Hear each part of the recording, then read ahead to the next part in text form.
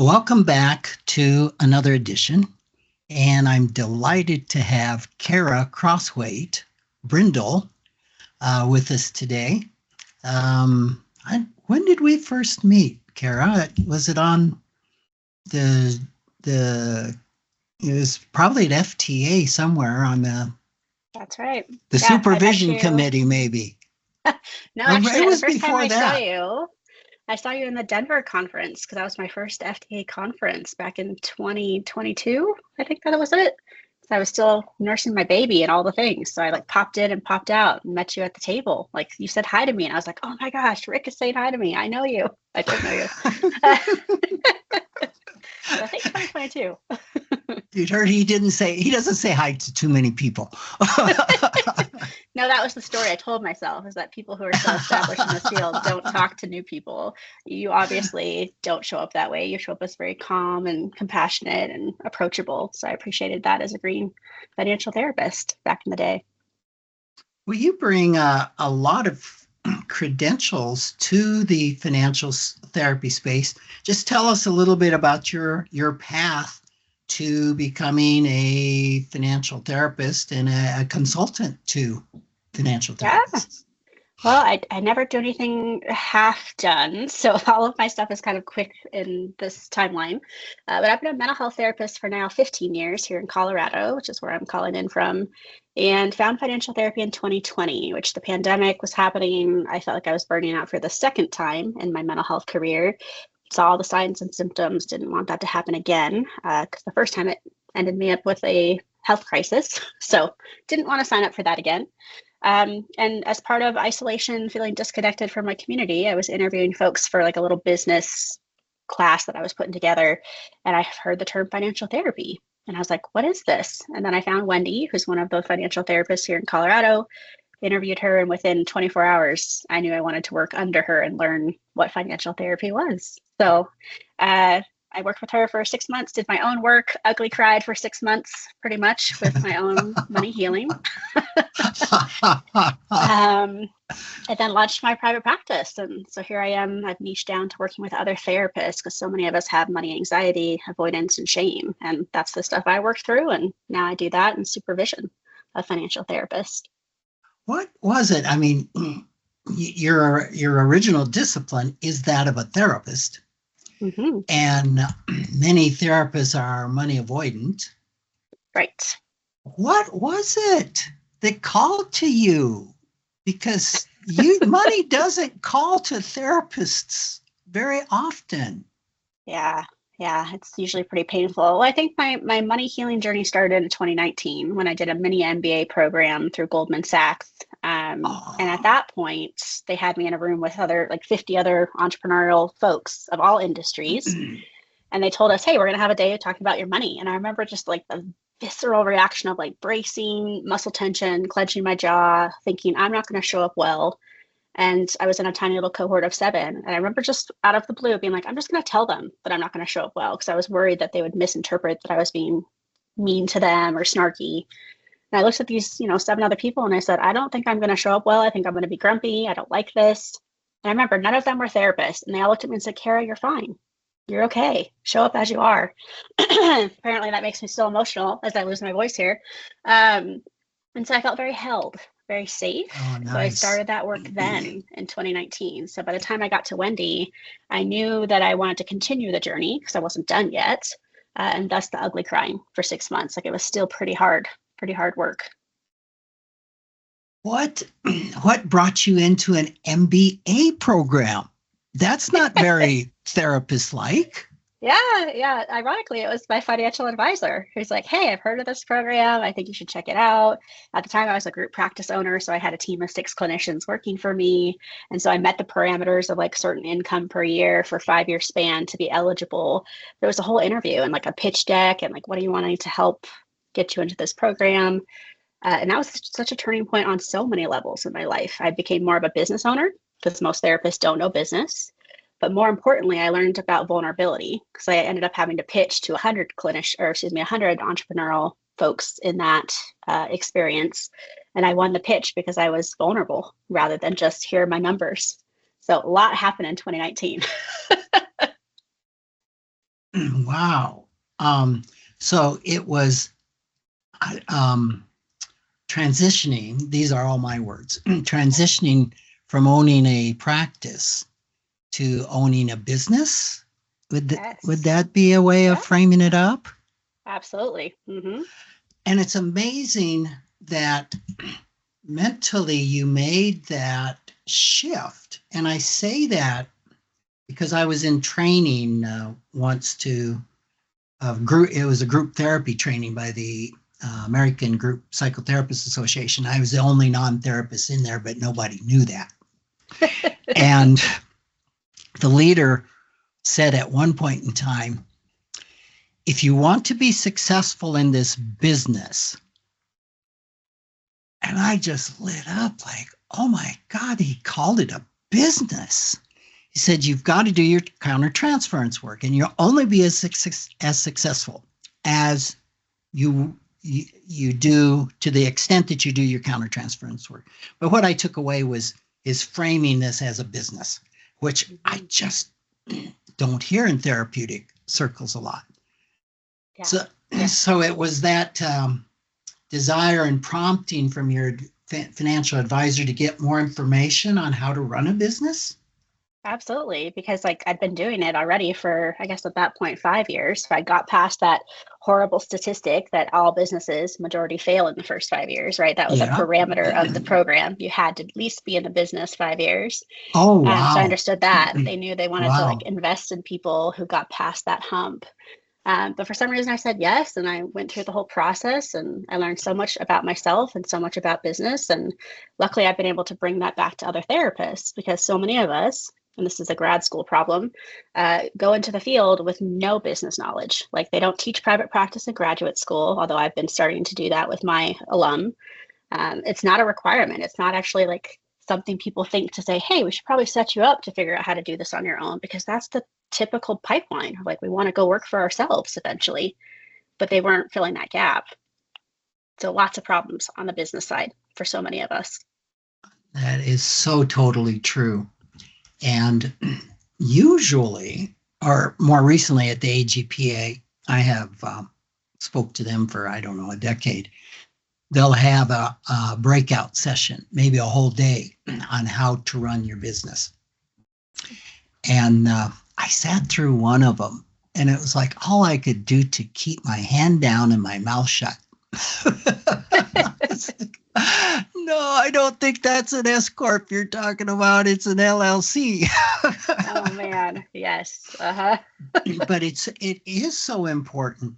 Tell me more about in this MBA course, the vulnerability. That sounds Yeah. like it was significant to you.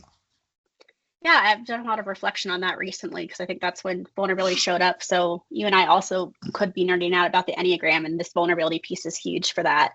So I identify as an Enneagram 3, which our biggest growth edge is deceit or self-deceit of like everything's fine, everything's fine. So I think of Mm, that image of the dog with the little house on fire cartoon where like everything around him is on mm-hmm. fire and he's like, it's great, it's great.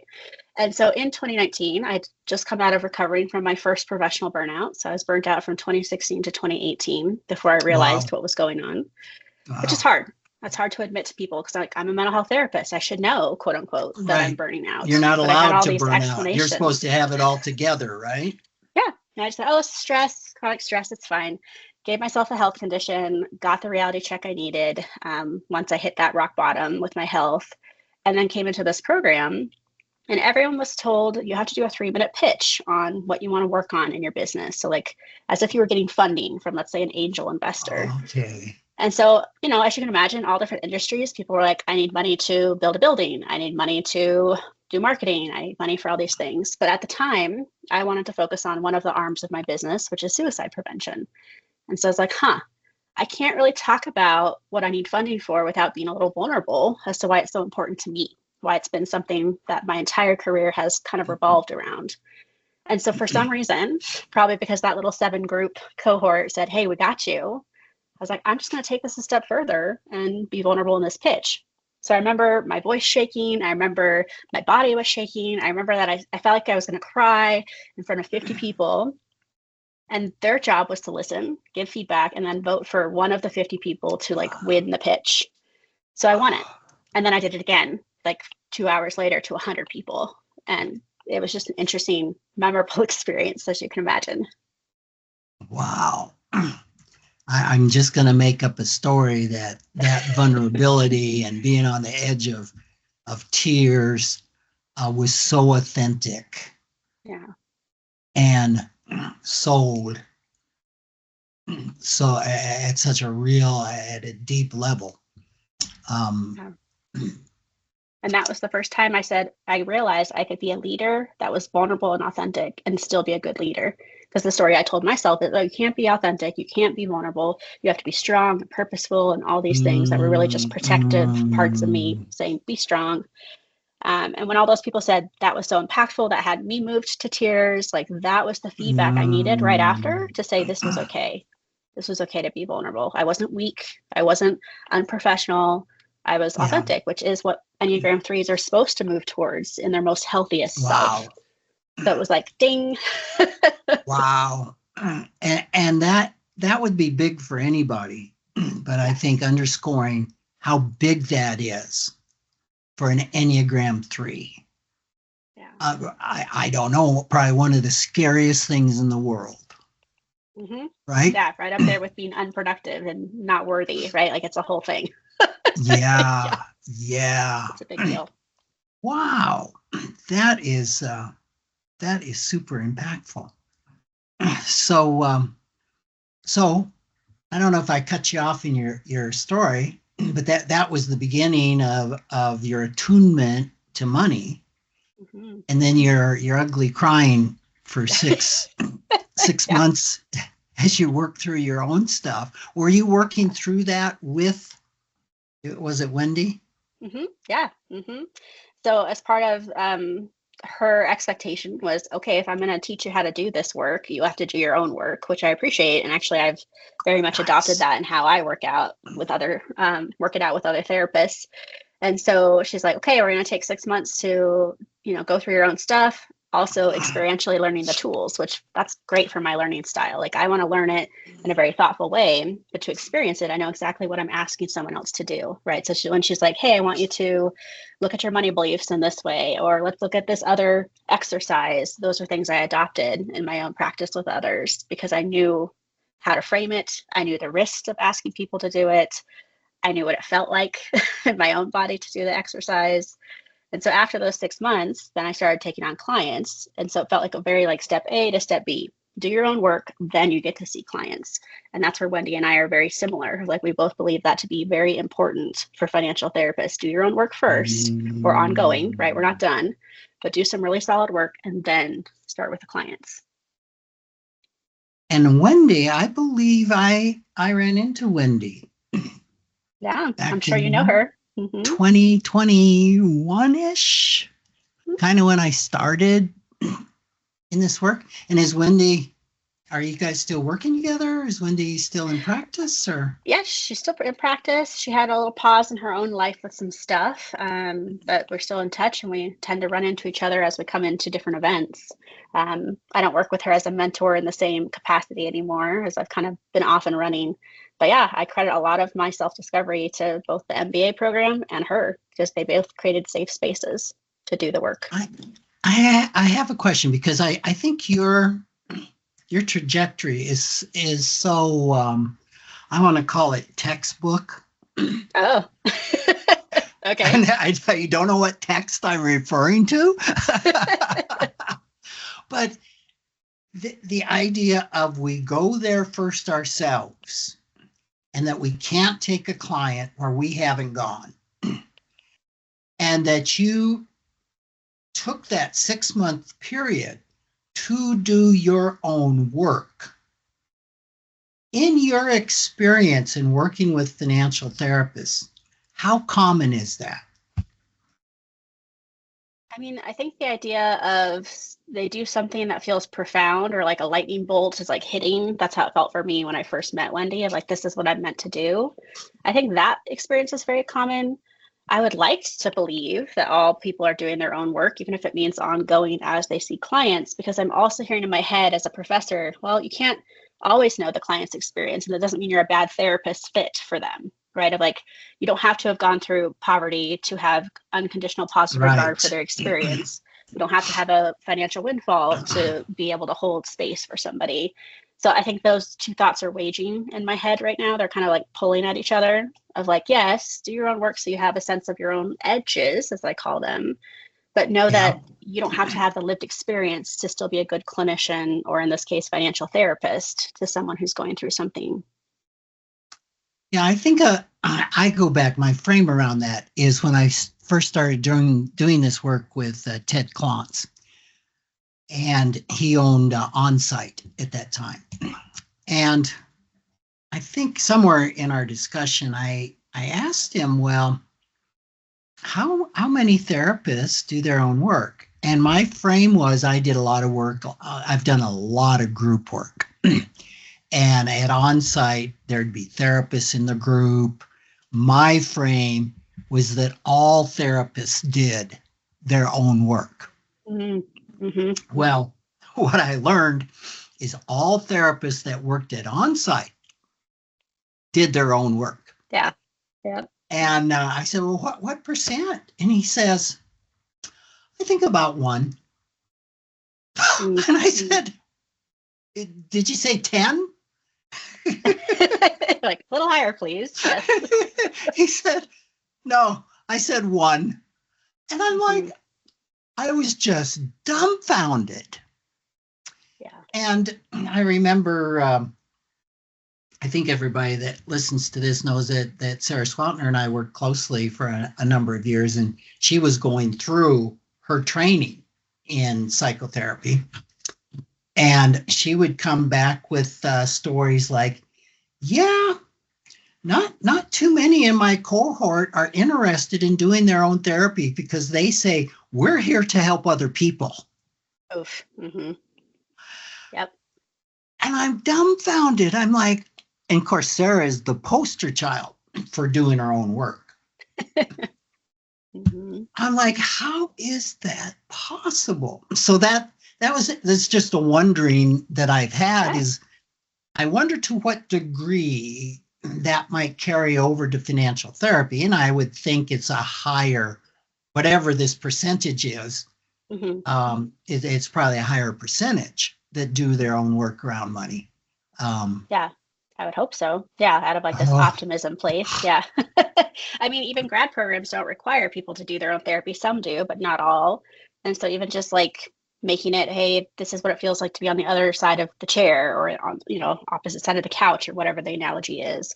And so I know some programs require it. But yeah, a lot of people, like, what if their clients, that's the first question they ask as part of self-disclosure, like, hey, Khara, have you ever been to therapy? Like, I can say, yes, I have. But for some of these screen clinicians, that's not the case. And so I think this catapulted some of the collaboration, about with Ed of like, oh, we're trying to tell financial therapists, how do you do yourself with therapist work? Because there is a risk of harm there, or a broken trust of like, wait, you're asking me to do hard work, but you've never experienced it. You don't know how painful this could be. So looking at the pacing of even how we introduce exercises to people that are very emotional. Totally. I just don't see how you can give people financial therapeutic exercises and have not done them yourself. And in fact, what I teach at GGU, facilitating financial health, they don't bill it this way, but the truth is it's all about doing your own work. Yeah. We go through it 16 weeks of doing your own work. Yes, and you've been so kind to talk with my students in the past. So it's critical, and it's critical for a good financial planner to reverse those roles and become a client. That's so informative. I know it was for me. Like, oh, wow, this is what my clients are experiencing. And I know in being an IFS practitioner, I will say 50% of what I use in a session comes from doing my own IFS. It's like, oh, they never taught this. Yeah. But I've been there. The felt sense of being there myself. So that is so cool. Your trajectory is just so cool. Thank you. In my head, I hear, oh, it's so fast. And as I share more of my story with our community of financial therapists, the feedback I've gotten most is, oh, that's inspiring, or that gives me hope that I can find my place quickly. Some of these folks, it's like their second career, like the second iteration of their career. And so they're, I think, eager to contribute and make their mark and have a legacy for all the right reasons. So that was like feedback I didn't expect. I expected people to be like, how do you do this so quickly? Are you sure? Jack of all trades kind of stuff there. But for most folks, they're like, no, this is inspiring. And there's so much more we can contribute to the field. It's not that old. When you're saying a second career, I just had the thought that probably financial therapy is a second career for a lot of financial therapists, or at least an expansion right. of a career, whether it's financial planning or whether it's mental health. Mm-hmm.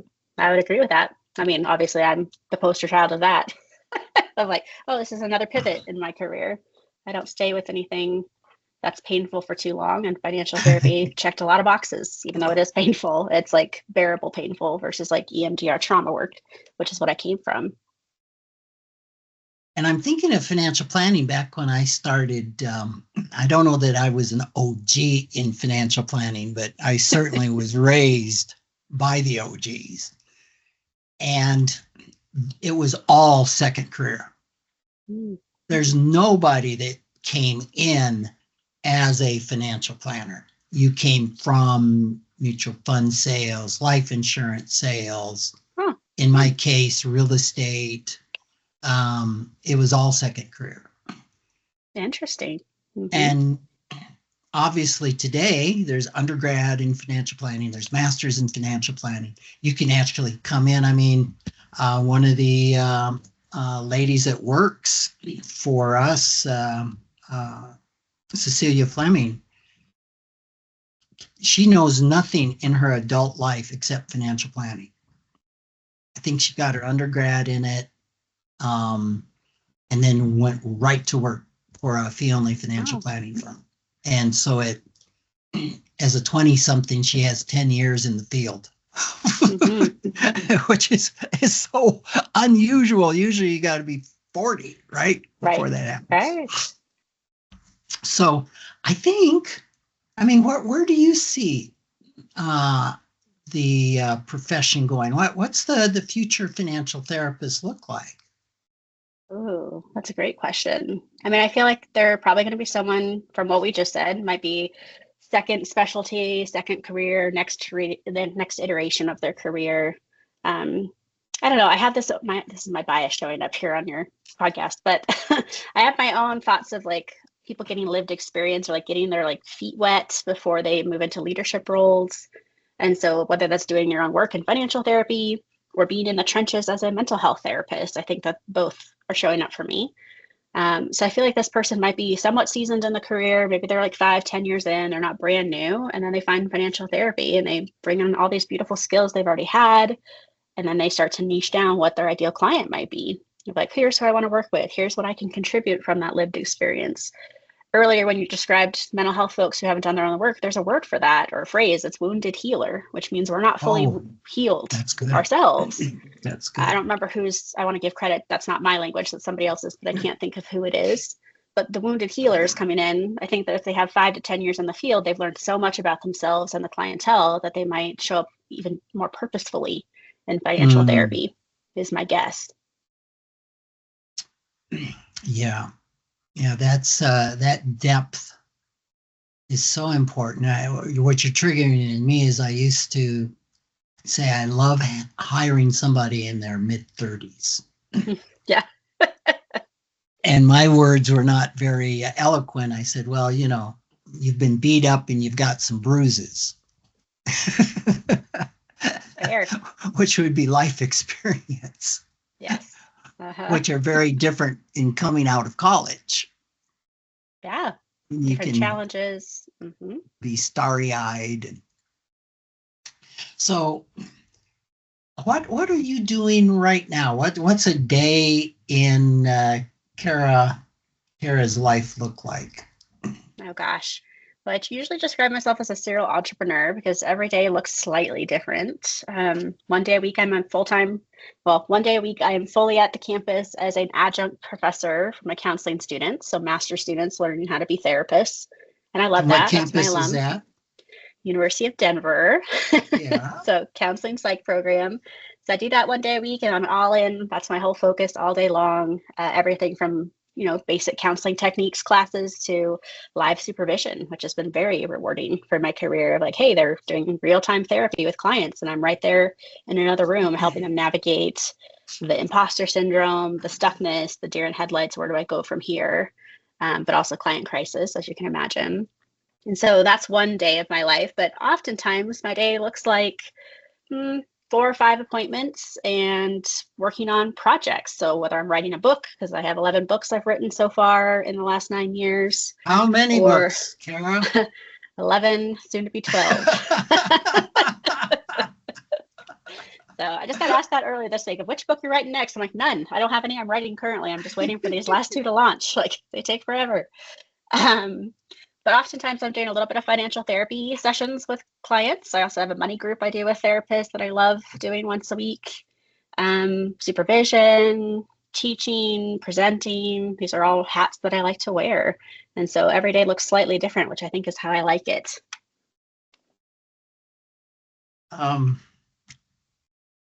What's coming up for me as you say that, I had a session with my supervisor yesterday, and it's like, I'm trying to figure out what I want to be when I grow up.